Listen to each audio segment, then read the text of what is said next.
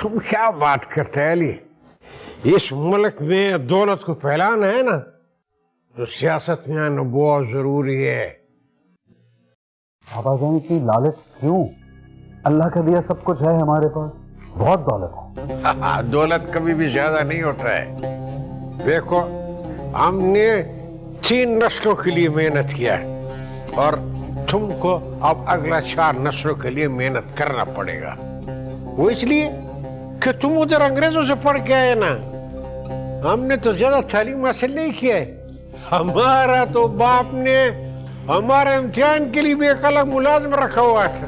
اسی لیے سسٹم کا حصہ نہیں بننا چاہتے کہ یہاں پہ تعلیم حاصل کرنے کے لیے بھی ملازم رکھنا پڑتا ہے، اور تعلیم کا مقصد صرف پیسہ کمانا تھوڑی ہوتا ہے. نہیں، تم کو یہ نعمت اللہ تعالیٰ نے جس طرح پلیٹ میں مٹھائی رکھ کے دیتا ہے نا، تم کو ایسا دیا ہے.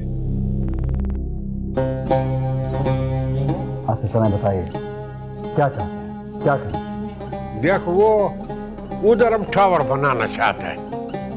اس کام میں تم ہمارا مدد کرو. 2 پیسہ لگائے گا 10 پیسہ آئے گا. آپ کیسی باتیں کر رہے ہیں بابا جان؟ وہ کسی اور کی جگہ ہے، ہمارا کیا تعلق ہے اس جگہ سے؟ وہاں پہ بہت سے خاندان آباد ہے. پلیز اس خاندان کو کوئی اور جگہ دے دے گا نام. انہوں نے تو اتنا زبردست جگہ پر قبضہ کر کے بیٹھا ہوا ہے. قبضہ؟ وہ قبضہ کر کے بیٹھے ہیں؟ قبضہ تو آپ کرنا چاہ رہے ہیں بابا جان، وہ بھی زبردستی.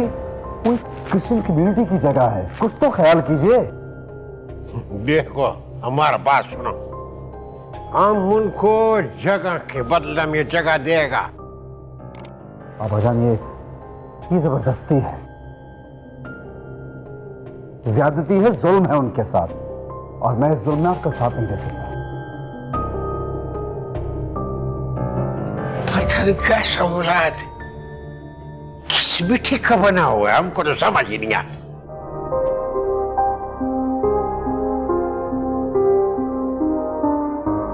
میں نے کالج میں ٹیچنگ کے لیے اپلائی کیا تھا، وہاں سے کال آ گئی ہے پیر کو کالج جانا ہے، اور بابا جان اس کے سخت خلاف ہیں.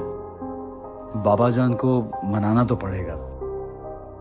میں پڑھاؤں گا، میں فیصلے پہ قائم رہوں گا.